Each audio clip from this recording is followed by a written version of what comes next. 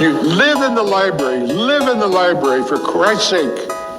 Don't live on your goddamn computers and the internet and all that crap. I want your loves to be multiple. I don't want you to be able to snob about anything. Anything you love, you do it. It's got to be with a great sense of fun. Writing is not a serious business. It's a joy and a celebration. You should be having fun at it. Ignore the authors who say, oh my God, what work, oh Jesus Christ, you know. Not to hell with that, huh? It is not work. If it's work, stop it and do something else. Fear of the unknown, creatures of the night, timeless tales told forevermore, the chill of the spine, goosebumps and hair-standing terrors, candlelit, moonlit tales in the dark, or of broad daylight. Let's explore the realm of the macabre and delve into monsters within and without. Welcome to Macabre DeVille, a new podcast about spooky literature, with music brought to you by myself and Grant Howard. I am your host, Jackie DeVille.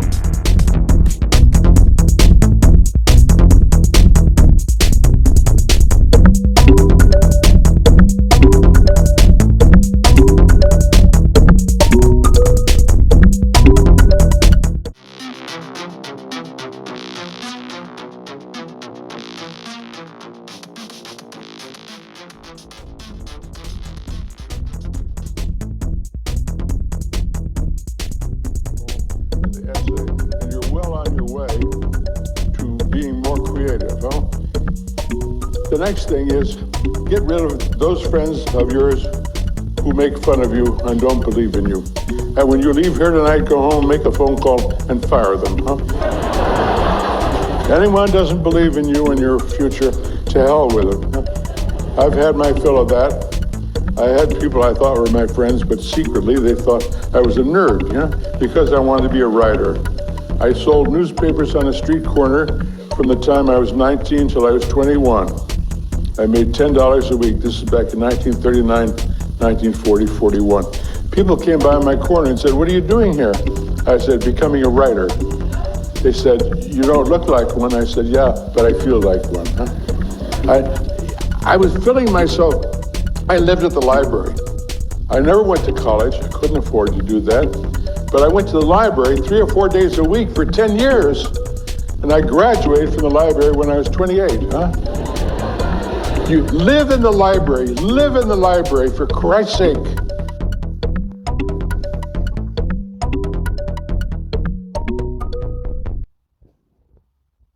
Don't live on your goddamn computers and the internet and all that crap, you know? Go to the library. Don't let them flim-flam you into owning all these devices. They can be very valuable and very good for certain kinds of things. Certain kinds of businesses, great. But I lectured at the downtown library in LA 3 years ago, and I signed the guest book, but the name above mine had been signed the day before by Bill Gates, huh? The great technological expert. And underneath Gates' name I wrote, I don't do Windows.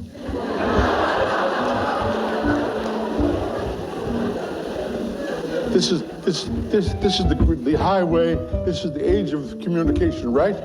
Does anyone ever call you, huh? I can't get through to any goddamn person in the world. I call corporations, and the voice comes on and says, if you want this, press 1. If you want that, press 2. If you want this, press 3. I said, oh, press 4 and to hell with you. So we're being put upon. We're being flim-flammed. You don't need anything but a pad and a pencil, for Christ's sake. That was the famous author Ray Bradbury giving a speech at the University of California. This was taken from that speech. It's available on YouTube on their YouTube channel, University of California Television. And you can totally check out that whole speech. It's called An Evening with Ray Bradbury, 2001. He talks a lot about advice for writers, but he mentions this story he had that inspired the main exhibit and topic of discussion for this episode. We're continuing our Fear of the Unknown series by talking about Ray Bradbury's short story, The Thing at the Top of the Stairs. Now, you may know Ray Bradbury from classics like Something Wicked This Way Comes, Fahrenheit 451, and The October Country, Dandelion Wine, The Illustrated Man, The Martian Chronicles. He is a legendary writer. I'm a big fan of his short story collections and his novels, but he is a master writer. He's a master of the craft, in my opinion. But the story that inspired him to write The Thing at the Top of the Stairs was his inability to travel through a dark house to get to the bathroom. And he would have to run and turn the lights on before he saw the thing at the top of the stairs. And whatever that thing was, it always, took the form of something scary in his mind. He was inspired by old horror movies from the 20s, when 20s and 30s, when movies started coming out, silent films and talkies, as they were known then.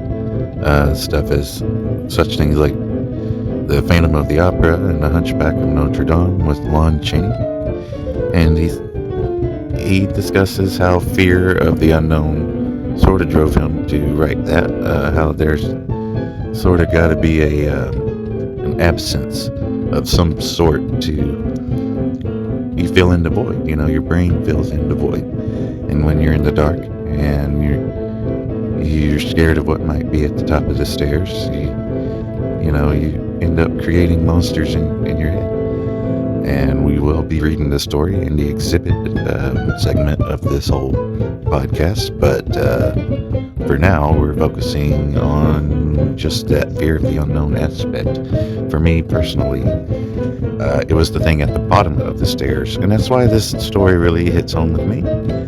Because I lived in a house growing up in National City, Tennessee, where we had a really dark basement. It was like dusty and not all the way insulated or anything, or really given heat or air conditioning. It was cold. It was a cold, dusty basement, and it was dark. And to get the light on, you had to have the light on at the top of the stairs, and you had to go downstairs and then turn the light on. And this setup was scary for me because sometimes I had to go downstairs to grab something, either out of a freezer or laundry or a toy. Sometimes I kept my toys downstairs, but it was mostly where my father worked, and I always wanted to go see what he was up to. And I'd go downstairs, and as soon as I got downstairs to look up and pull the little chain that turned the light bulb on, there was a spider that was on the ceiling right there next to that light fixture. And it would descend upon me with its web, and I could see it getting closer and closer as it got like really close to my face, and I would run away immediately. And my parents just had a field day laughing at me, or just trying to get me to not be scared of going into the basement, all because of this spider. Eventually, I think they brushed it away with a broom, but it was very impactful. The dark, scary basement's very typical, of scary stories. Even in the movie Home Alone, the main character is scared of a furnace in the basement. In the book House of Leaves, there's a staircase that's never ending as it goes down, and it just gets darker and darker and darker. And it's, there's lots of exploration of that idea of dark, cold, dusty basements, whether it be where the monster keeps their victims, or it's where the victims find the monsters in their own home. You pick. But yeah, Bradbury's story, The Thing at the Top of the Stairs, reminded me of that in my childhood. And it's interesting to see his take on it. after he gives that story in that same speech that you heard from earlier, he's talking about having to use the bathroom and running up the stairs and turning the light on and then going to use the bathroom. But he would always fail to do it because he was too scared, and they had to put a pot under his bed, and he was finally he got over it, I guess, because he was too scared of using the pot. But yeah, Bradbury is my favorite writer, and as I've called him before, he's like your favorite uncle of Halloween. There's the king of Halloween, there's the god of Halloween, the granddaddy of Halloween. I don't know who all those guys are, but Bradbury is definitely the fun uncle of Halloween because he even has a book called The Halloween Tree. And I think around Halloween time we'll bring back Ray Bradbury. But for now, in this season, we're just going to stick to this one story, The Thing at the Top of the Stairs. Um, it's very similar to the idea of that uncanny thing in the dark, whether it be under the bed, at the foot of the bed, in the closet, behind you in the woods even, or in the back seat of a car when you're driving by yourself. There's lots of places where we feel a sort of cinch of like insecurity about our surroundings. And it's usually at nighttime in the dark.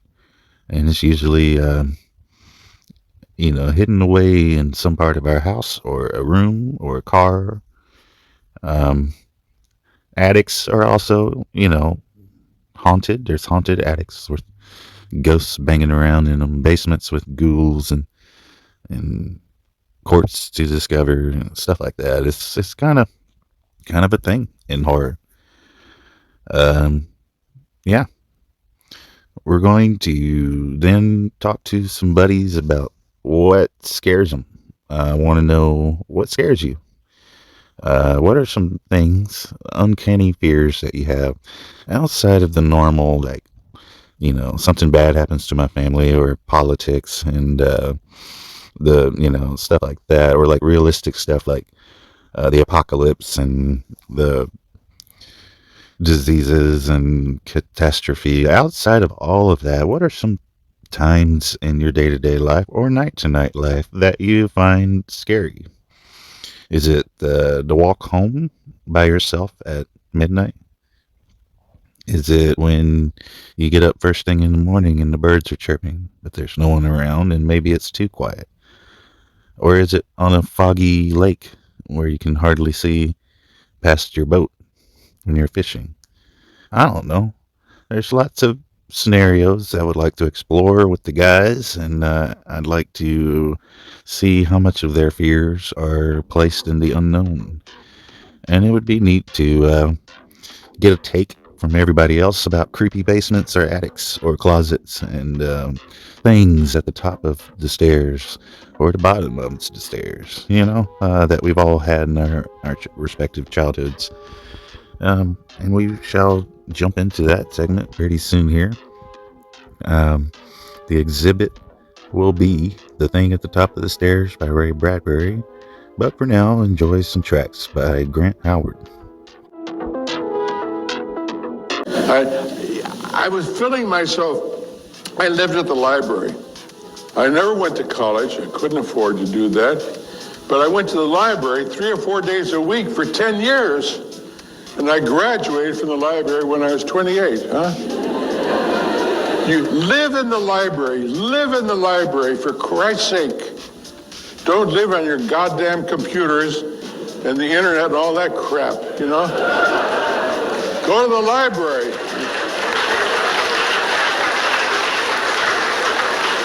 Don't let them flim-flam you into owning all these devices.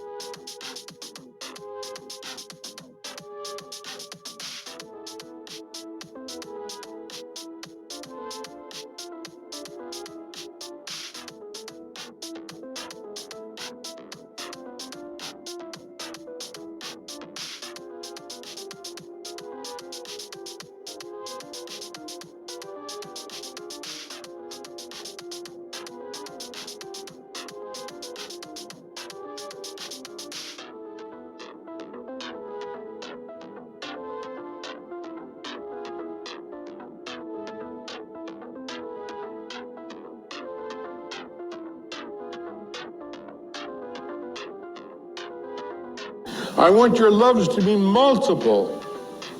I don't want you to be a snob about anything. Anything you love, you do it. It's got to be with a great sense of fun.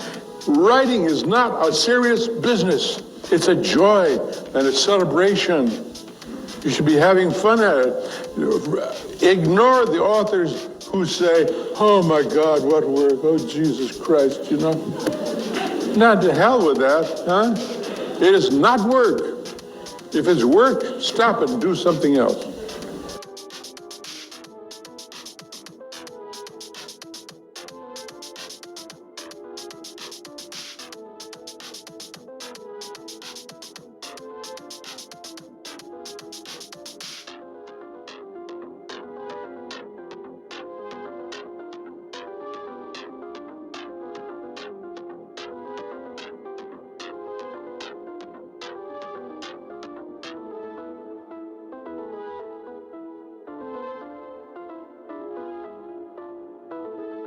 We all freak out. Look at the little guy. His name is Gary. I think Gary Lawson would be a good name, or Gary Craig. You know, Gary Craig. Gary Craig lives here now. This is our pet. We're gonna make him a pet. Nope. I got my broom.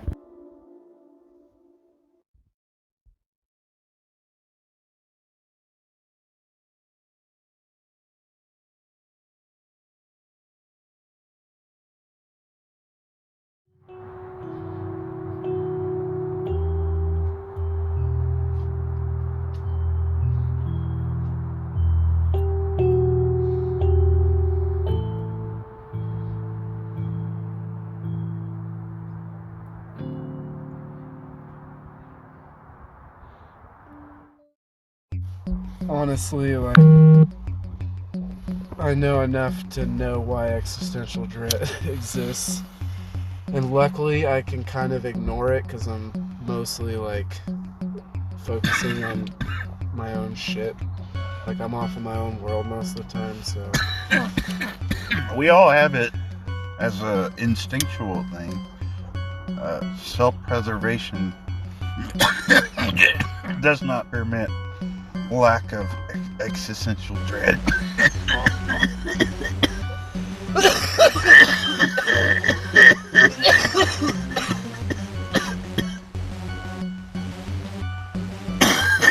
But like, you know, if you're in the Grand Canyon, on the edge of the canyon, you will have something in the back of your mind saying, don't look down. And if you do look down, don't lose your balance, you know. Yeah.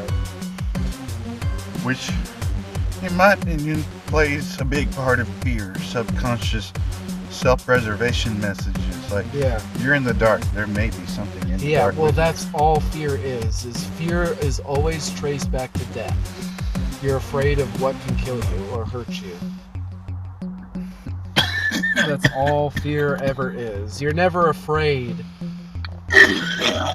of something that's never going to hurt you. Unless there's something going wrong with your brain. But Stephen King's good at making something that isn't scary really scary. Like, I don't know if he has done it yet. He probably has. He's a very prolific author, and I haven't read everything. But I imagine Stephen King could write a short story about a dandelion and make it scary. Right? We should record this. It is. Okay. And the thing about that is, like, the only way you can make something not scary using a little bit of that creative, abstract sci-fi mentality where you sort of create this reality where it would happen, which sci-fi does a lot. Like, so imagine a dandelion gets radiation, comic book logic, radiation, or something that makes it release self-defensive pheromones that cause people to pick the dandelion and eat it and then die, you know, or like a zombification sort of thing. And then the dandelion all of a sudden becomes an existential threat. And that's a whole other genre of horror, in my opinion. Less spooky and more like So what's the metaphor here? You know, like Yeah. Well, you could turn anything scary by just saying, "Oh, it poses a threat to you." yeah, And in some kind of way, and it doesn't have to be to your life. It could be to your well-being, and it could still be posed as scary. Like, yeah, well, the big thing is you don't even have to, in like horror and spooky shit, literature and all that, you don't have to outright show the evil thing it's doing. You can just take an inanimate object and have it do something it's not normally supposed to be able to do. yeah, And that in itself is spooky and scary. So you could have like, oh, this one fucking wooden spoon in my drawer keeps switching drawers. And that in itself, you start to get like, oh, what the fuck is going on here? Or like you put it on the counter and look away and now it's gone, and then you look back and then it's there. Like that in and itself is scary, even if it's just a spoon that's not doing anything malicious. and while the spoon is the central figure, it's like your brain's fear of What it could imbalance of reality and Yeah. perception of reality. Like if, for example, you don't have kids, but all of a sudden you find yourself going to a room that you've never been to in your house, and like going, "Coo, coo, coo, coo, coo, oh, hey, little baby," into a little baby in a crib, and then all of a sudden you jolt awake and you're on your couch and you're like, I don't have kids. It's like you had a dream almost that you had kids, and that happens a lot in stories where there's a female protagonist, because it's dealing with the psychology of having estrogen and the womb, and the psychology behind, like, should I or shouldn't I have been a mother, and was I a mother, or could I have been etc. Men have similar things where they have families and they hallucinate having a family, and it's like, no, I've been single this whole time. And it's like that, like, reality shift. Well, it all leads back to the fear of death, and if you can't accurately assess your surroundings, then you're gonna die, because something back in the day, it's uncanny that you're hallucinating these things, because what are you actually doing during your hallucination? Are you like shaving your face? Are you operating machinery? Like, yeah, exactly. Like, You might be putting yourself at risk and not even know it. That's what makes, like, that idea of, do I have a mental illness and I don't know it? Like, am I actually experiencing reality as how it is scary, because you don't know if something you're doing is actually putting you at risk, or something you think is putting you at risk is not putting you at risk at all. Yeah. Like, that's equally as scary, because you're expending, like, energy to deal with something that doesn't exist. Yeah. A lot of times in the genre we call Gothic, which originally is it's a style of architecture and comes from a whole culture of people, but like for at least half or maybe more of human history, Gothic has meant dark and macabre. And it's kind of like, in Gothic literature, the biggest thing is how can I take the smallest jump from normal to holy shit, that's terrifying. And the smallest jump means, like, if I take a large jump, aliens invaded, everything's like, crazy. The smallest jump is like you said, the wooden spoon, something just slightly off. But it's horrifying that it's just slightly off, Yeah, well, something big in horror is definitely, like, or I could see this being done at least, is imagine, like, a monastery or whatever, or something where everything is so regimented.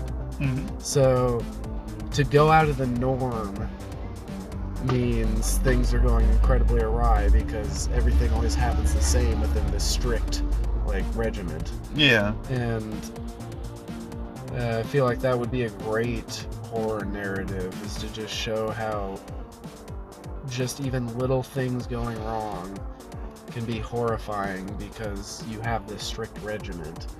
Like, for example, maybe like you have this cult or something that does these rituals to prevent these demons from showing up, and you don't know if it's like they're actually like it's just some myth that they believe in and they're actually doing nothing, or maybe there really is a demon. Yeah. But as they start to falter in their traditions, You've seen Hot Fuzz, right? things start to become weird. Yeah, of course. That's what that reminds me of. It's a comedy version of that, but if they had done a serious movie with that same plot, it would have been like similar, because everything's normal until everything gets wrapped together and you start seeing little segments of each scene tied together, and it's a big conspiracy based off really subtle, super subtle things. It's like that guy's allergic to roses and he worked at a florist or something silly like that. Yeah. Like Sherlock Holmes Well, was around the same time as spooky literature, like Gothic literature, Dracula, Frankenstein. Like he was at the early 1900s, which was right when those books like Penny Dreadfuls were coming out. They're doing a lot of like early films, Frankenstein, Hunchback of Notre Dame, Phantom of the Opera, just super Gothic shit. But like the Hot Fuzz, I feel like it has that Arthur Conan O'Doyle kind of like style of wrapping things together.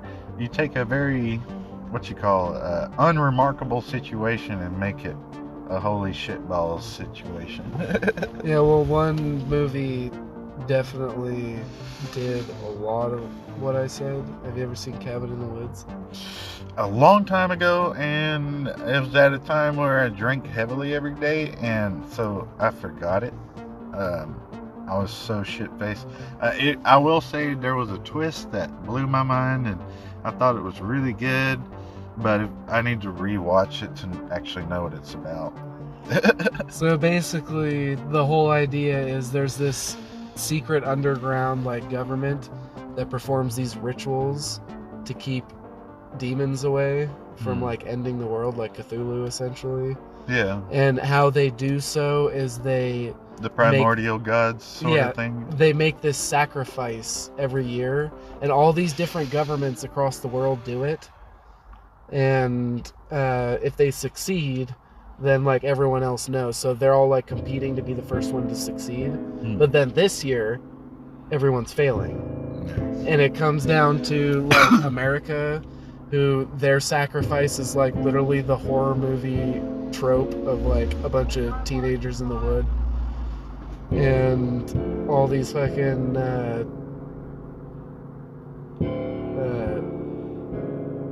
like monsters and shit are like attacking them. And like it's all dead.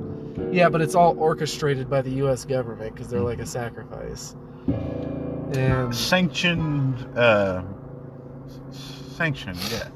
Kind of like a cult, but on a grander scale. Like the government's involved.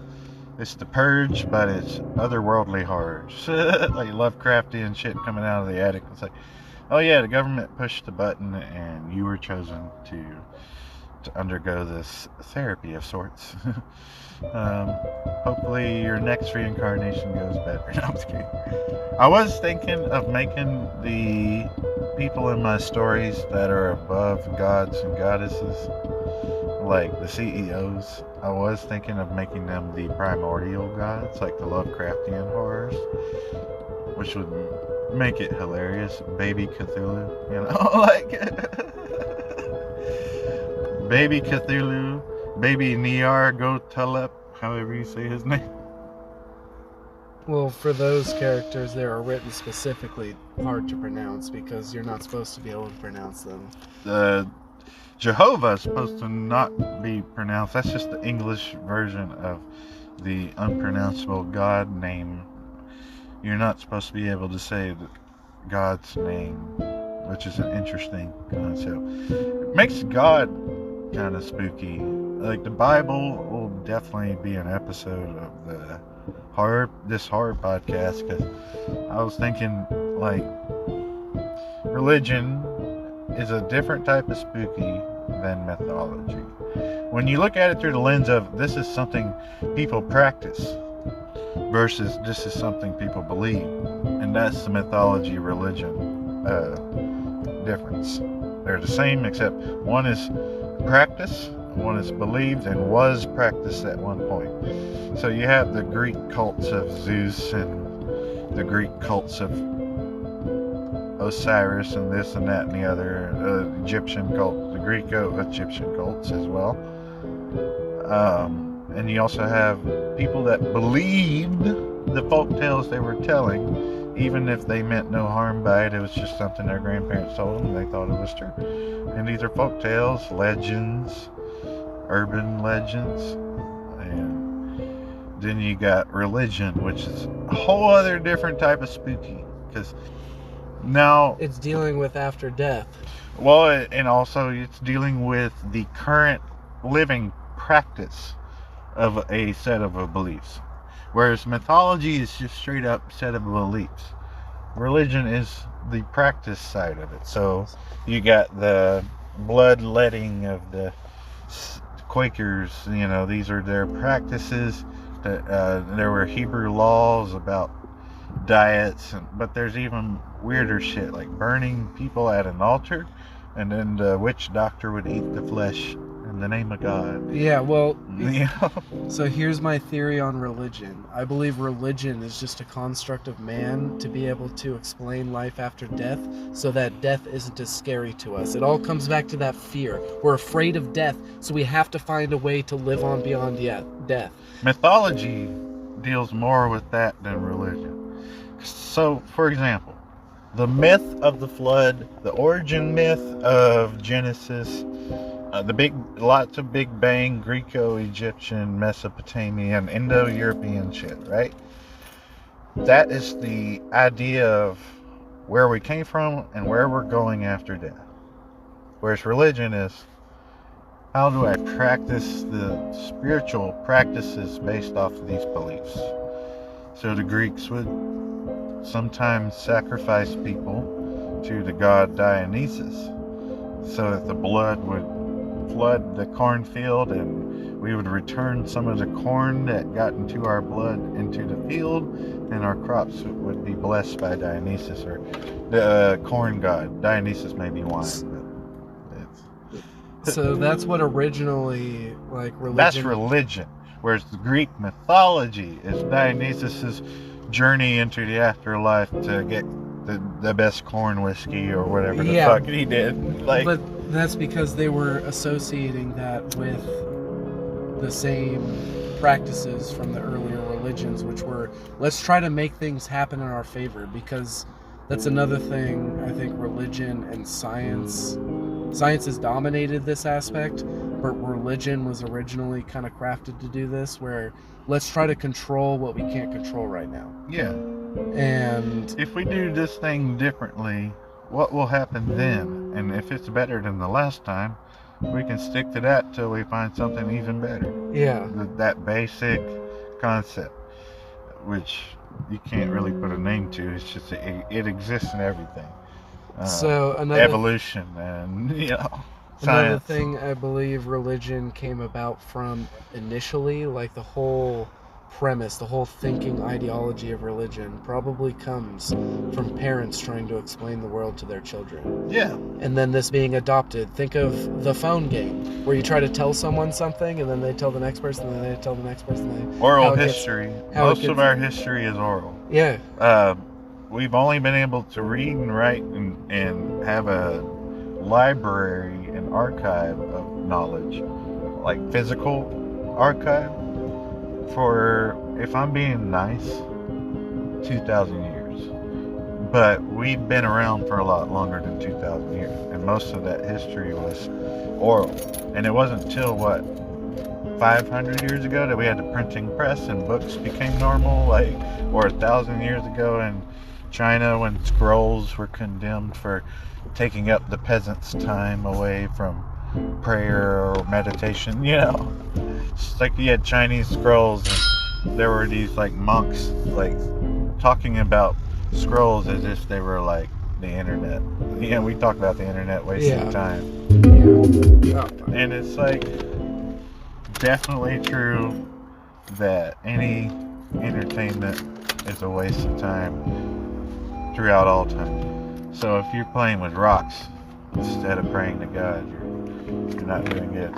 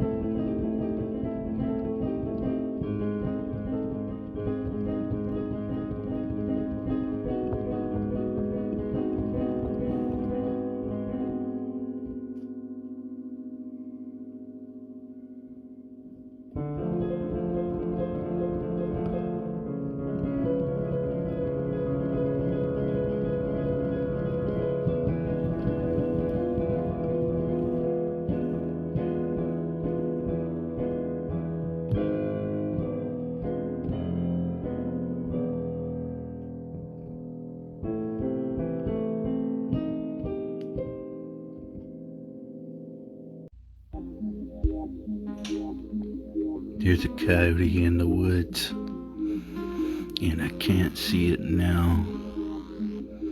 I pulled out my phone. It stopped making sounds. Motherfucking coyote knows when you're pulling out your phone. Now coyote's gone, and I'm all alone. The coyotes know, the coyotes know. They know, they know, they know.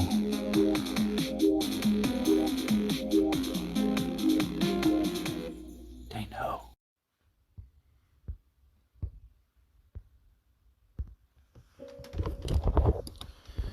So this would normally be Exhibit B episode for what we had said the exhibit was going to be.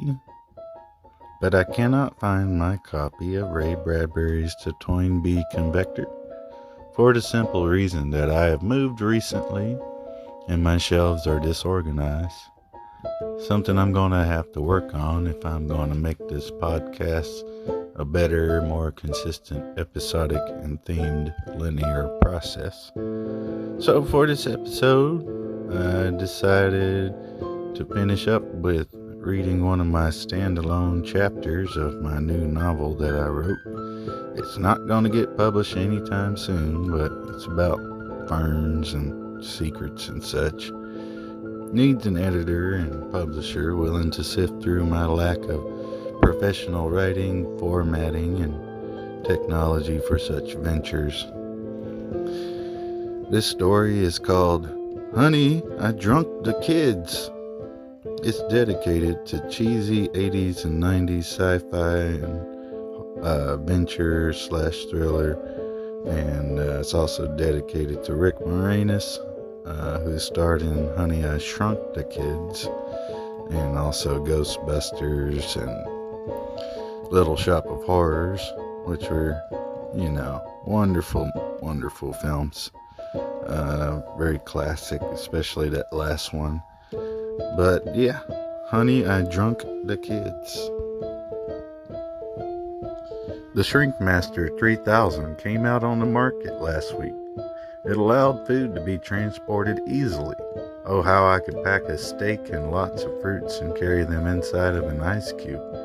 It stayed frozen in my lunchbox OT, which also cooked the food. You could eat it big or small and still get full. On days I wanted flavor, I'd unshrink, and days I wanted quick bites to return to work on my hobby, I'd just choose some potatoes and bacon wrapped in that tiny, warm, steamy capsule. I'd then get back in my shop to work on my project of building the first AM radio station tower made in centuries, and to operate the first AM radio station since 2035. Linda dropped the kids off this week, and my hearing aids had just gotten fixed.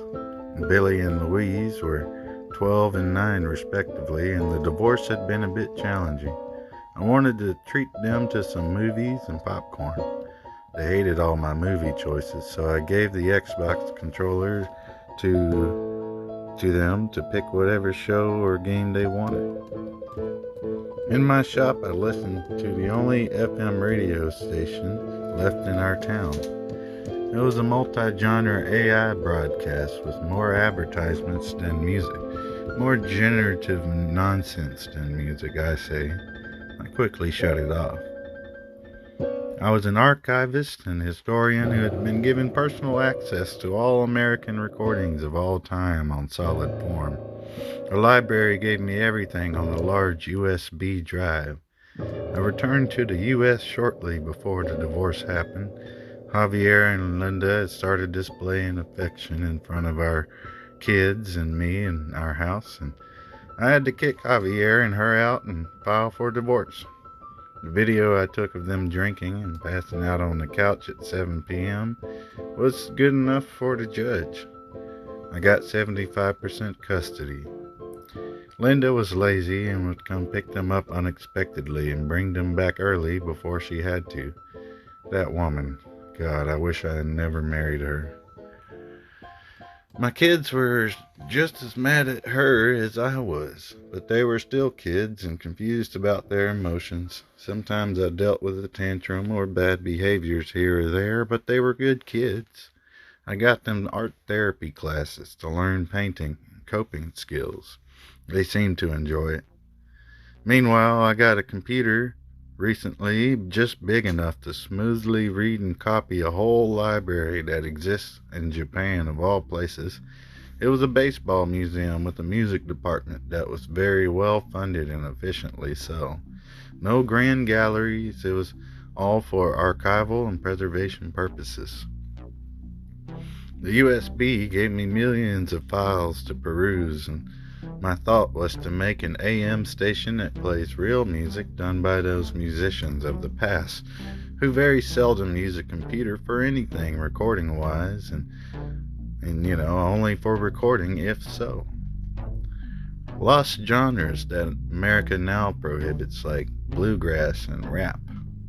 Lost discographies of classical and jazz compositions by legendary bands. I was out there with my shrunk and air-fried spicy hoppers.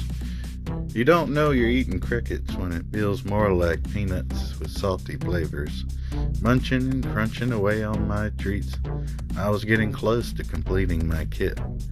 I wasn't going to get tested or turned on without a permit, for I had too much to lose if I got into trouble.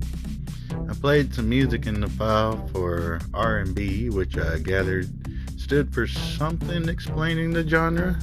Not rock and roll, possibly rock and blues. That didn't match the sounds I heard, which were so uniquely rhythmic. Rhythm and blues was my best guess. Once again, American schools dropped music education decades ago. We lost so much history and cultures from that decision. Japan was building a worldwide archiving system. I was a huge fan and convinced our head librarian and museum director to buy me a ticket as soon as possible. I'm hoping I can convince them to get me that grant for an AM radio permit too. Us academics have a history of having to beg for everything these days. It's more difficult to get anything academic achieved if it doesn't sell a product. My ThinkSense smart glasses gave me an alert where I had left an appliance on in the kitchen. I heard a scream. I rushed upstairs to see my kids had gone missing. There was a brown liquid all over the living room couch and floor and coffee table. It's like a soda bottle exploded or something.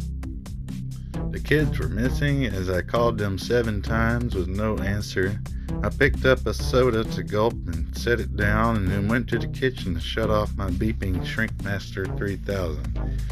I needed to think clearly.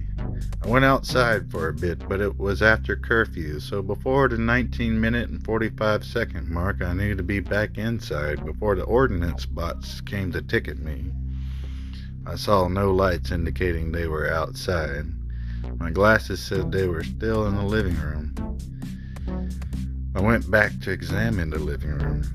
The soda had tasted watered down as I tried it again to confirm this when I looked under the blanket.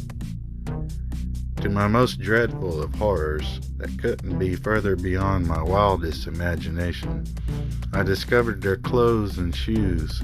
All of it was soaked in the mystery liquid that I could only assume to be my children's physical bodies somehow liquefied.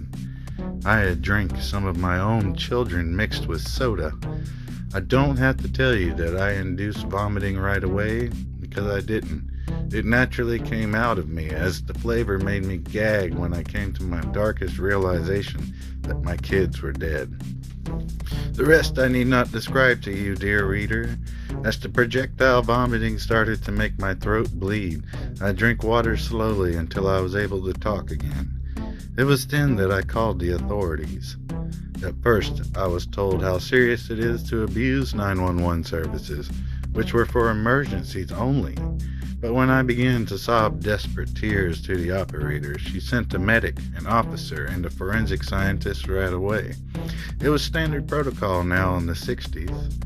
All three had to disengage a few ordnance bots which stood guard at 4 points of our California property. One stood a bit too close to my work shed, and I began to get a little paranoid, but stayed calm. Well, as calm as a grieving father who discovered his liquefied children after drinking some of them can be. I had every right to go batshit mad. I had every right to lose my mind, and it was hard to keep a firm grasp. Because 911 is strictly video call unless you're in immediate danger, they saw me signing American Sign Language, so they sent out an interpreter who did a piss poor job at understanding or signing American Sign Language. This is indeed your children, said forensics. Not only have they been reduced to liquid form, but they've been fermented. Do you feel intoxicated? My guts churned off of this. My vision had been a little blurry, and I did feel impaired, but I thought that was from my panic. They took me to the hospital for further study. There I fell into a deep depression of constant tears and sobbing. I foolishly had nobody to call and decided to phone Linda. She did deserve to know, after all. Of course, she blamed me for everything. The doctors told me I was getting more and more intoxicated as I began to feel weak and tired rapidly. I overheard a nurse talking about this mystery virus that had been discovered this morning in New York City, Denver, Atlanta, Seattle, Nashville, Milwaukee, Los Angeles, and a few random rural towns near all those cities. They were prepping for quarantine. My agony intensified as I saw my skin get thinner. My eyes began to bleed as I sweated profusely, getting drunker and drunker. I was liquefying fast. My story ends again, awake in a hospital bed, confused about this hellish nightmare. My room was lit by candles, and a team of volunteer doctors said I broke a bad fever and needed more rest. Turns out my brain damage that had me in a coma for years had induced this whole hallucination or dissociation of my brain once again. Except this time, I had just a nightmare. Perhaps now it reached a tragic climax. I will stop this weird dreamlike fantasy of being an adult. It was nice to be back, I suppose. I just wish the power would return. It's been years and years of being stuck in the dark. Mom came by to check on me, relieved I had healed from my fever. The doctors told her that antibiotics were hard to come by, so they suggested a pro-antibodies diet that would boost my immune system and gave me some super vitamins. It was the best they could do, beyond diagnosing and maintaining my body temperature.